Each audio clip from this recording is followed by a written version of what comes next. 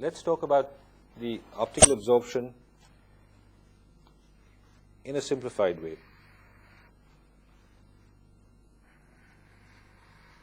If we draw the conduction band and valence band in semiconductors with a band gap Eg,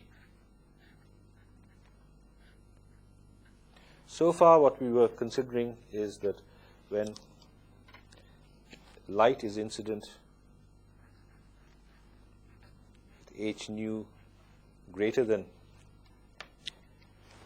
Eg, we get direct excitation of electrons from the valence band into the conduction band, giving rise to free electrons and free holes. The other types of absorption that I mentioned, impurity absorption, can be depicted in the same diagram as follows. We know that there are donor levels which are just below the conduction band, and there are positively charged donor levels and negatively charged acceptor levels just above the valence band. So, just before the onset of direct band-to-band transitions, one can have absorption from the valence band to a donor level, or we can have absorption from the acceptor levels to the conduction band. So, as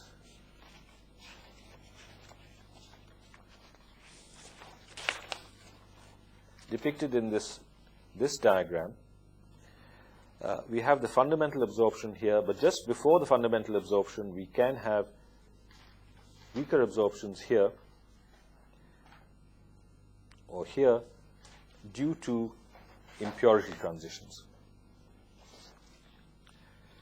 Further, one at very low temperatures, when electrons are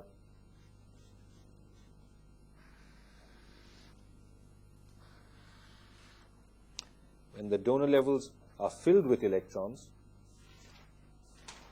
then if the incoming radiation h nu has energy greater than Ec minus Ed, which is typically a few milli-electron volts, one can get absorption. This is also a type of impurity absorption.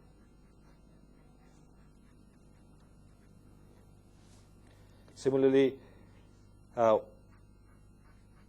you can get absorption by excitation of electrons from the valence band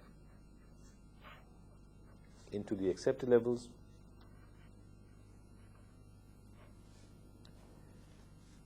giving rise to free holes in this case and free electrons in this case. These absorptions are at long wavelengths because, as we know, if Ed is of the order of, say, 10 MeV or 0.01 electron volts, then lambda is 1.24 by 0.01 or 124 microns. Similarly, if the acceptor energies are of the order of, say, 50 MeV, then this is equal to 0.05 electron volts, then absorption starts at near 25 microns. So these are in the infrared. These are shown in this picture as impurity absorption here in the range of 10 to the power minus 2 electron volts, right? So these are also electronic transitions. These are electronic transitions, whereas the Reststrahlen is due to phonon absorption, which I will explain later on. And later I'll discuss magnetoabsorption is due to the application of magnetic field, which can split up these levels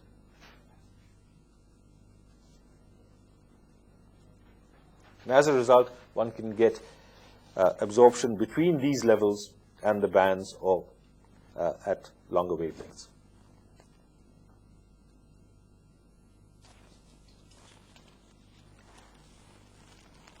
Now let us come to discuss fundamental optical absorption.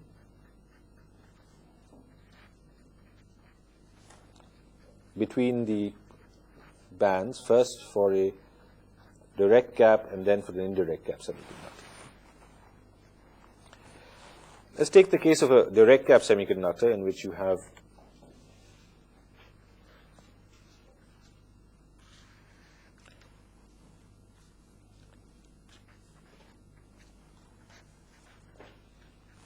the minimum of the conduction band and the valence and the maximum of the valence band at the same value of k. Photon with energy comes in, gives rise to excitation of electrons, and obviously we have to have energy conservation and momentum conservation.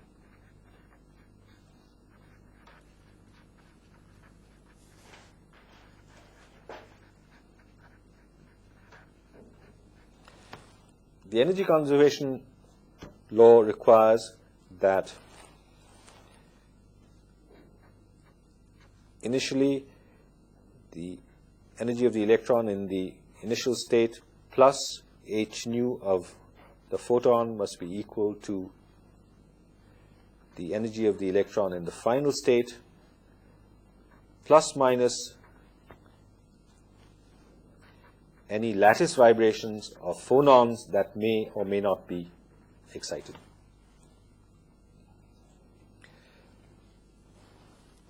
The momentum conservation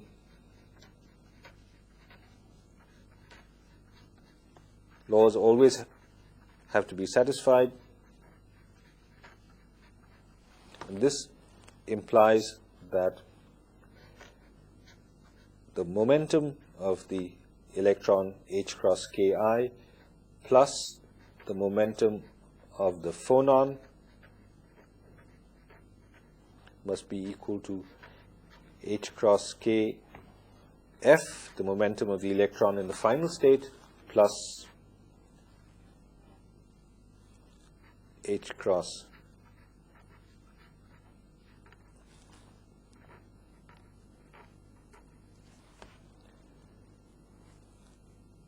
Have I made a mistake here?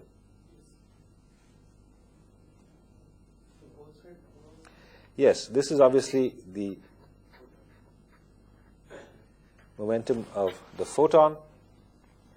So the initial momentum is that of the electron in the initial state plus h cross k photon must be equal to h cross k f of the electron in the final state plus h cross k of the phonon. So for direct band semiconductor, phonon takes the role or not? Yes, the question was that in direct band semiconductors are phonons involved or not. I have written the general expression for both direct and indirect gap semiconductors, and we'll see that in direct gap semiconductors phonons are not involved. Okay. It is only for the indirect gap semiconductors that phonons will be involved. Right. Now let us examine these terms individually. For example, what is H plus K? What is the momentum of the phonon, of the photon?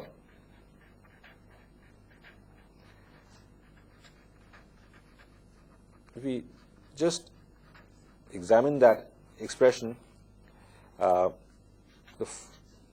H plus H cross K photon is nothing but H by lambda photon,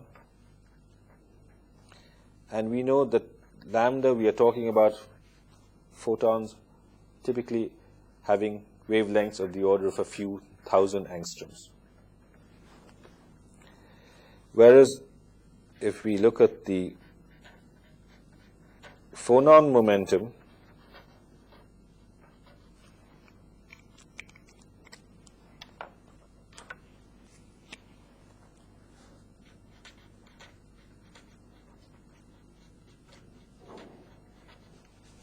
H cross K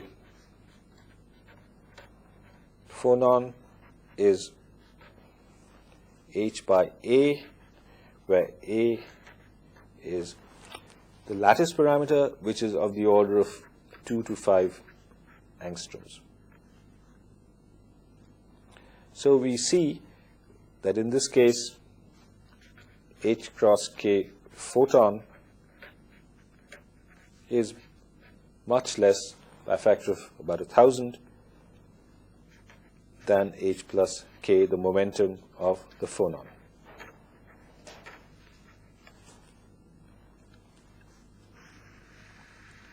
As a result, when we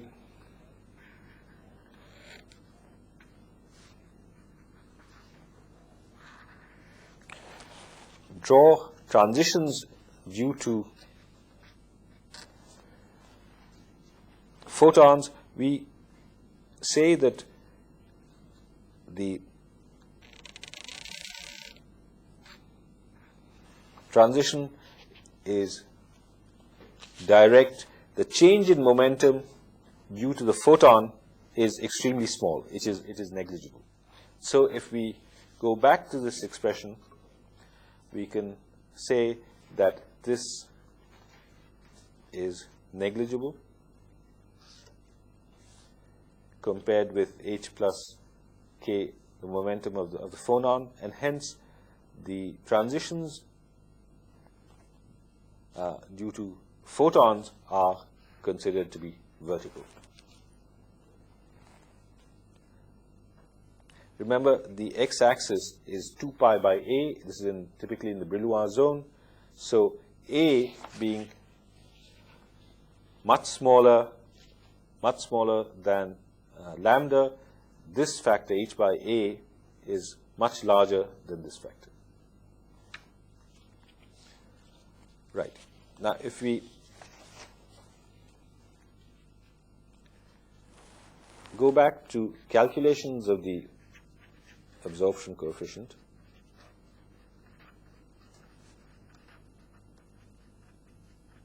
for a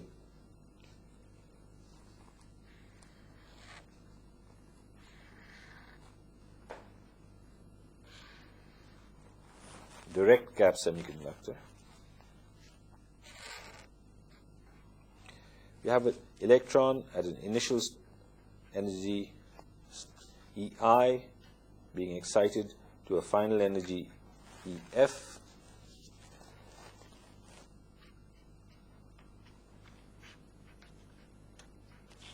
which has the same momentum because the momentum of the photon is negligible. We have energy scale 0 and EG. So we want to calculate the absorption coefficient alpha, which is a function of h nu, which will be proportional to Ni, where Ni is the density of electrons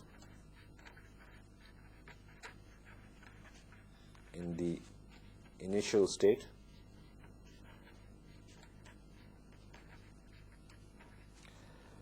be proportional to PIF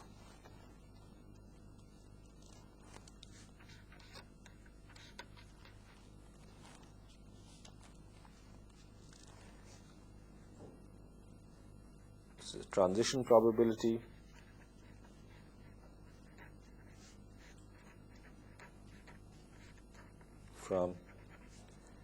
state I to F, and NF, which is the density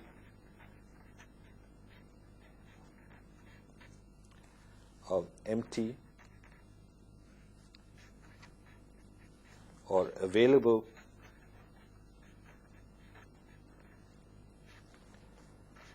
final states.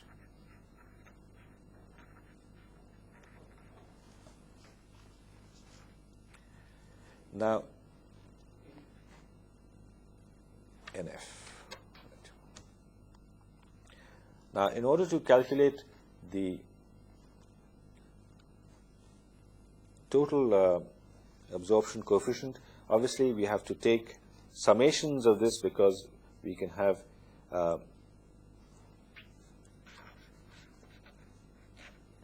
transitions between states which are just separated by h nu. So the total transition probability will be a constant, and summation of such transitions separated by energy h nu, which separates the initial state and the final state.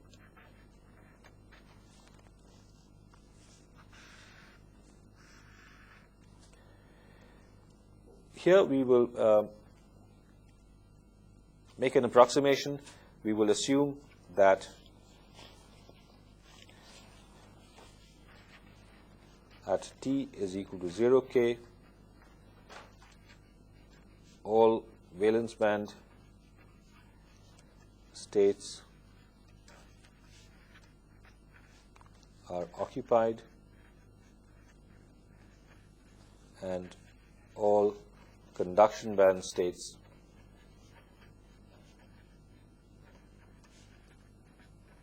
are empty.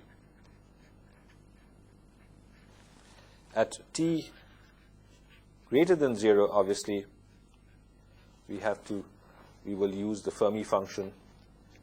We know that the occupation probability is given by 1 plus E minus EF by KT. But for simplicity, we will assume that all valence band states are occupied and all conduction band states. Pardon? Yeah, right.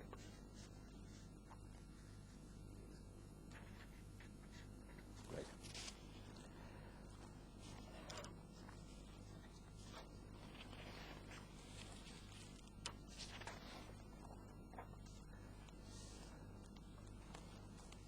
So let us first consider allowed direct transitions. That means transitions which fulfill the selection rules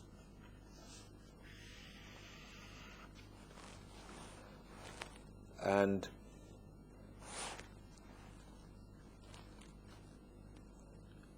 the transition probability is finite. We can say that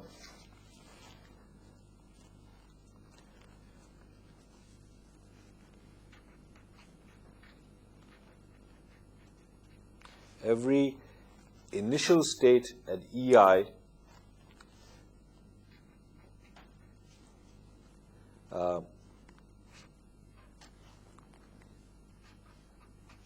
can give rise to an electron at an energy EF if the difference in energy is given by the energy of the photon. We know in parabolic bands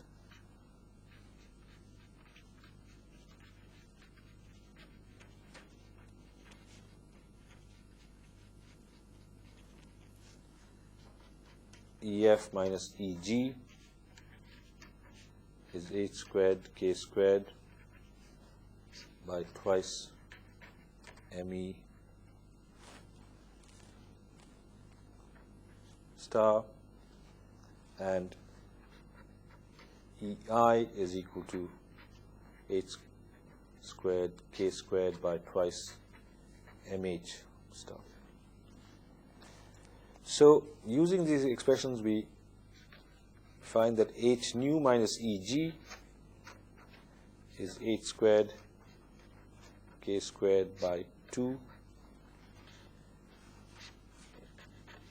me 1 by me star over 1 by mh star, and we can say that this is a reduced effective mass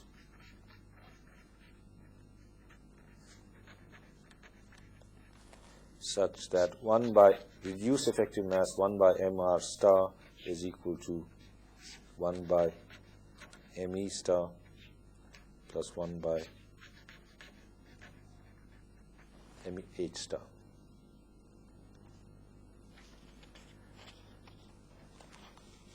So we can write this relation as h nu minus Eg is equal to h squared k squared by twice mr star, where mr is the reduced effective mass. Now we go back and use the density of states expression that we have derived.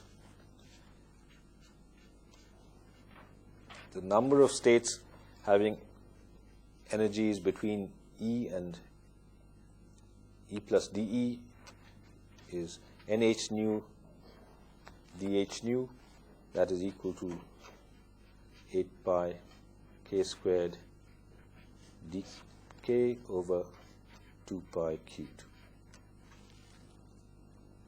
or this is equal to 1 by 2 pi squared h cubed, and here we have the reduced effective mass twice mr star to the power 3 by 2 h nu minus Eg to the power half d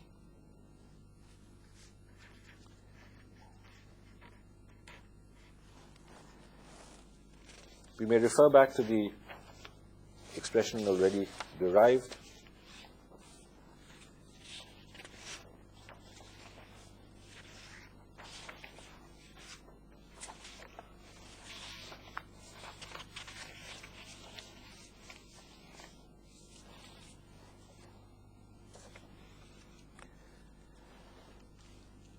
This is the same expression,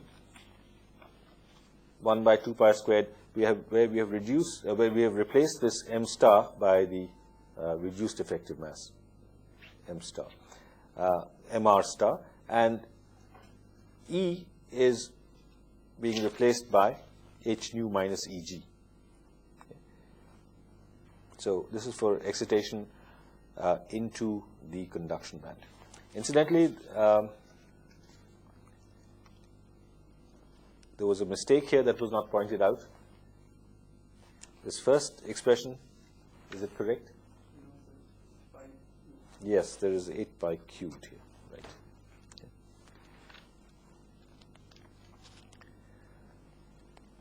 The important part is that the density of states is proportional to the effective mass. So if you have a low effective mass, the density of states is low, and it goes as e to the power half dE. Right? So we want to depict the density of states Ne as a function of energy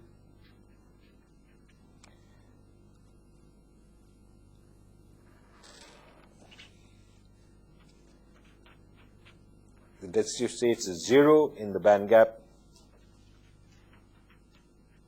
and then it increases as e to the power half. And this is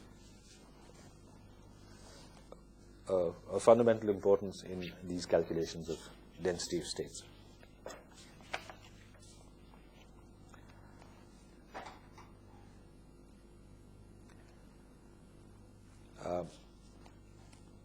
Now, using this, one can substitute and find that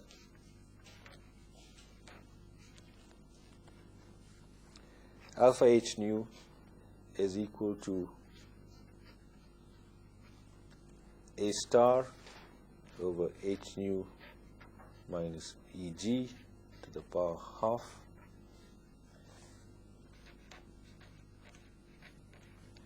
where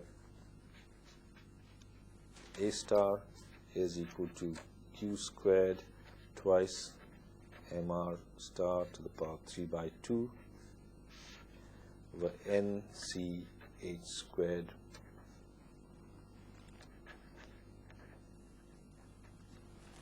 Me star.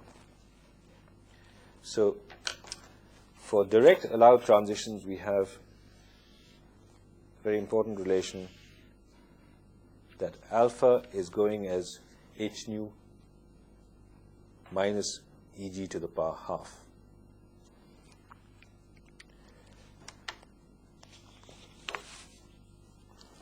So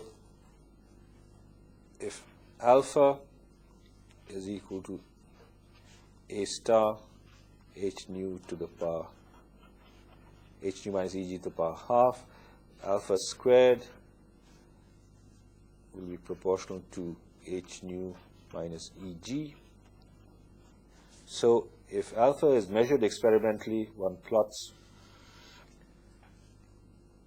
alpha squared against h nu minus Eg for different semiconductors, and if one finds that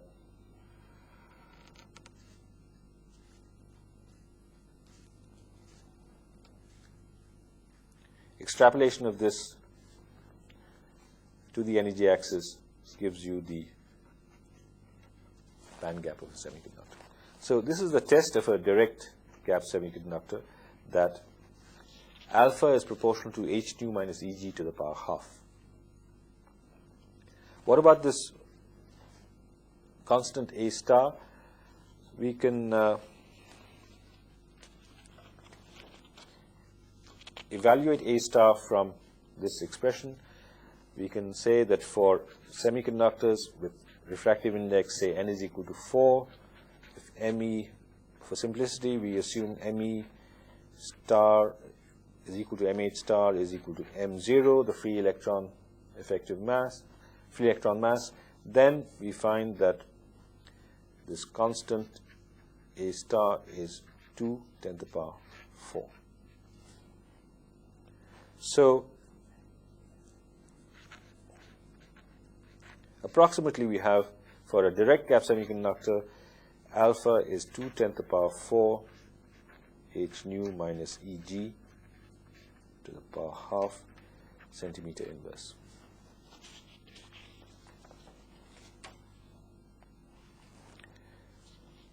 So for gallium arsenide,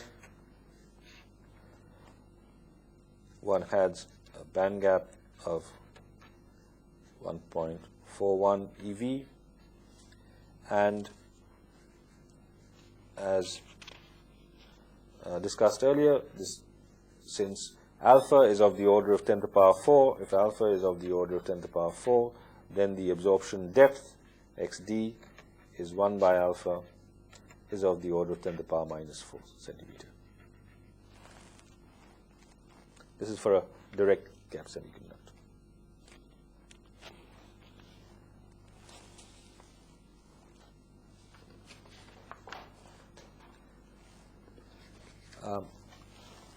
For an indirect gap semiconductor, like silicon, the band structure is shown like that.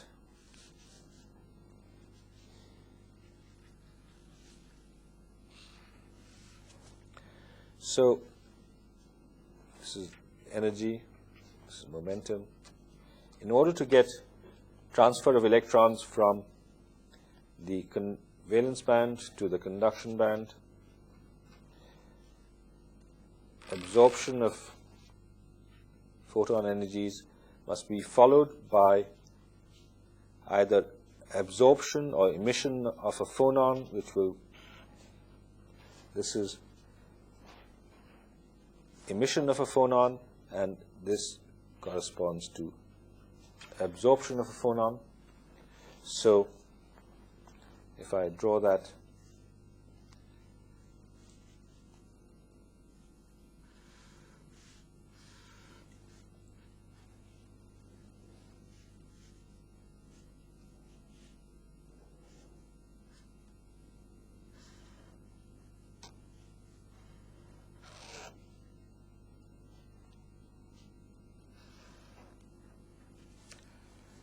so if this is the photon energy,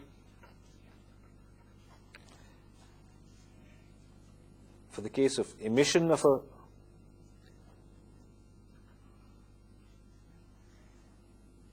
a phonon, this energy is Eg plus Ep, where Ep is the phonon energy and this energy is Eg minus Ep. And this momentum is conserved due to phonon participation. So in this case, and this is phonon emission, and this is phonon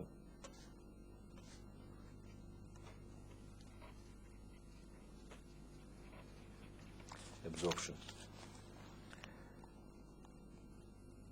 So the energy relations are H nu, for the case of emission, H nu E is equal to EF minus EI plus EP, E phonon, and the case of H nu absorption is equal to EF minus EI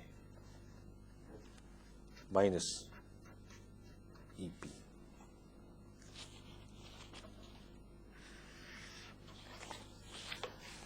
Now we have to again use the density of states expressions.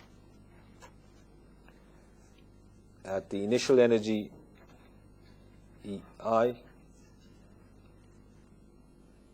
is NEI is 1 by 2 pi squared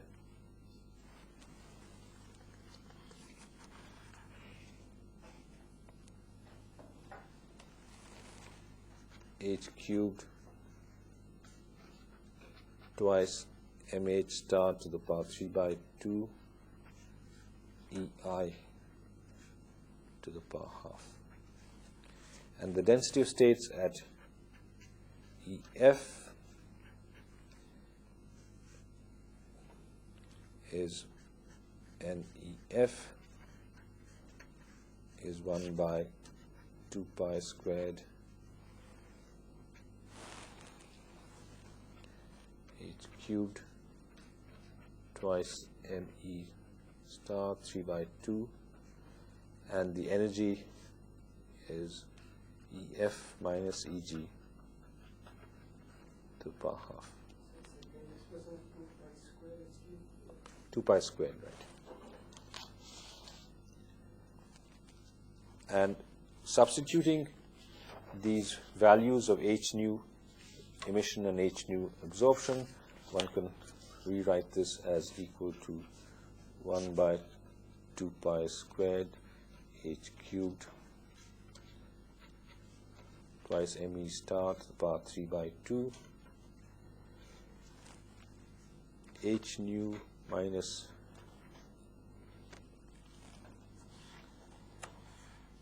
EG minus plus EP plus EI to the power half.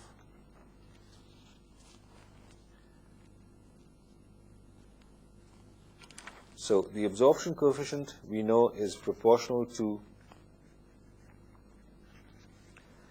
NEI into NEF and into probability of interaction with the phonons.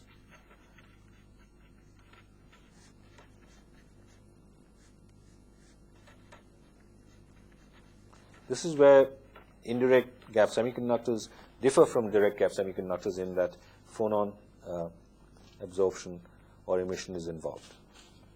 So, what is the probability of interaction with phonons? Probability of phonon interaction is obviously proportional to the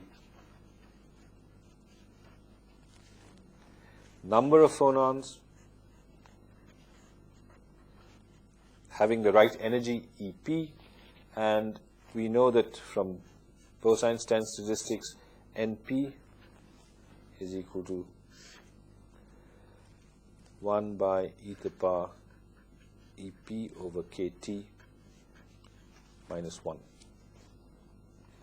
So if we put this in, the expression of the absorption coefficient for an indirect gap semiconductor comes to a constant F,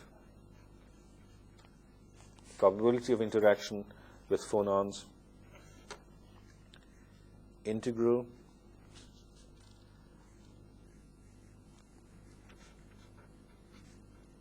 EI to the power half H nu minus EG minus plus EP plus EI to the power half DEI.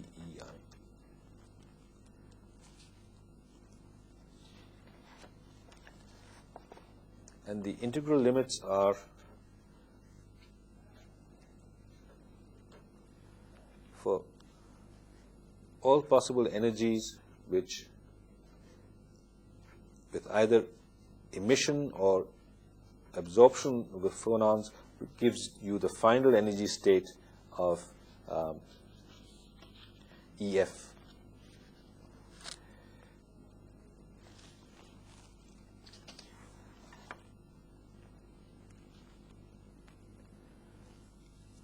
After doing this integration,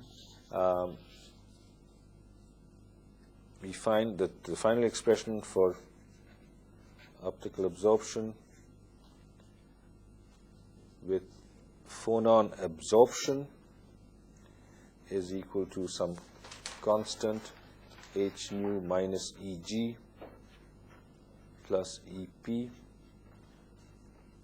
squared over exponential EP over KT minus 1. This is for H nu greater than EG minus EP.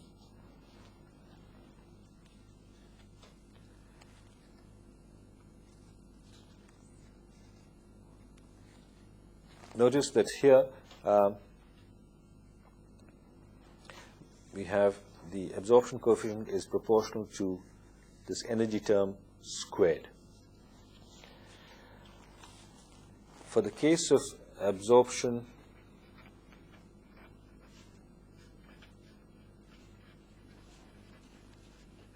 with phonon emission, alpha E H nu will be equal to a constant H nu minus EG minus EP squared over 1 minus exponential minus EP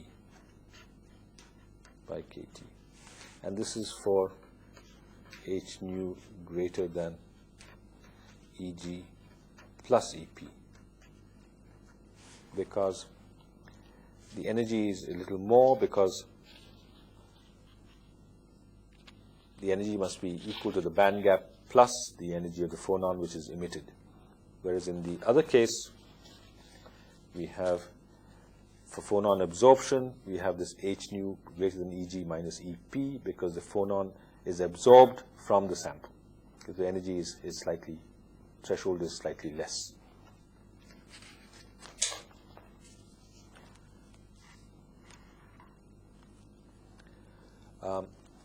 Since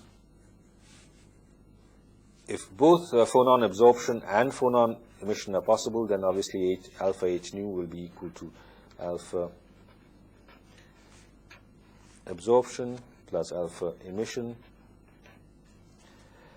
Now, at low temperatures,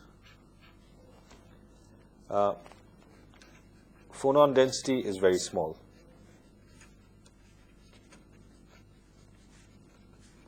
So there are very few phonons for absorption, therefore alpha A is small, and it's mainly phonon emission that occurs. And as a result, if we plot root of alpha in this case as a function of E, we find that at very low temperatures there's hardly any phonon absorption. At T1 we get a variation like that, and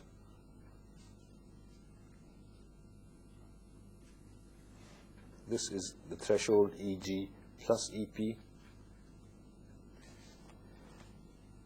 whereas at a higher temperature we will get something like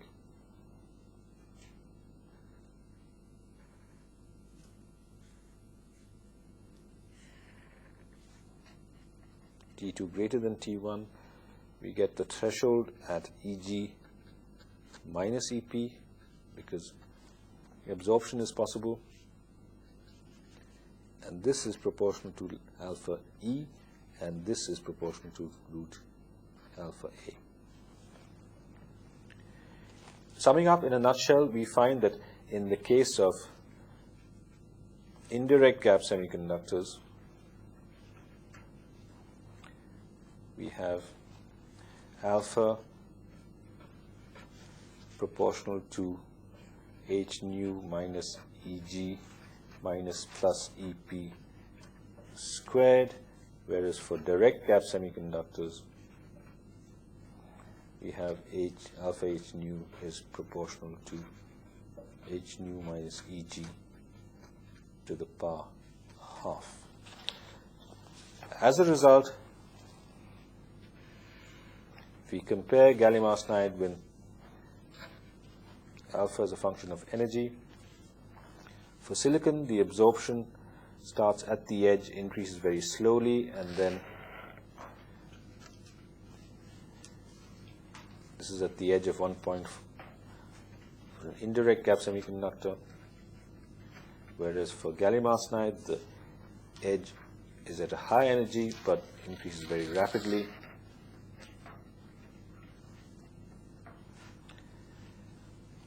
This is at the edge of 1.42 eV, and we have very rapid increase. So at a slightly higher energy of about 1.5, the absorption coefficient of gallium arsenide could be something like 10 to the power 4, whereas the absorption coefficient of silicon would be something of the order of 10 to the power 2.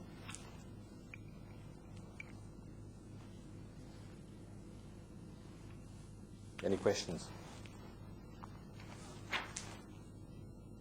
So suppose an electron is in conduction band. When light falls on that, is there any change of that? It conducts or it goes to a higher level, or any other changes occur?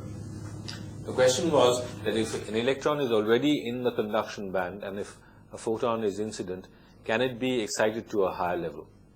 Well, this is what is known as free carrier absorption. An electron can be excited to a higher level, but then it depends upon the conduction band structure. Again, phonons must be involved. Electron can be excited to a higher level in the conduction band with the help of phonon participation. And this depends upon the density of electrons. It depends upon the conduction band structure and the phonon densities. So that means in absorption spectrum, we get in absorption spectrum we get the splitting of that level. No, you get splitting of the levels only if you have magnetic fields applied. If I go back to the original diagram that I showed, okay, right? This is free carrier absorption due to electrons in the conduction band or holes in the valence band. Okay, and this continues. One can say that this continues like that. Okay, and it goes as lambda to the power n. For classical free electrons, this increases as lambda squared. Drude electrons, but in general it goes as lambda to the power n, and this is free carrier absorption. And there's no particular structure. There's no. It goes as lambda squared. There are no specific peaks corresponding to that.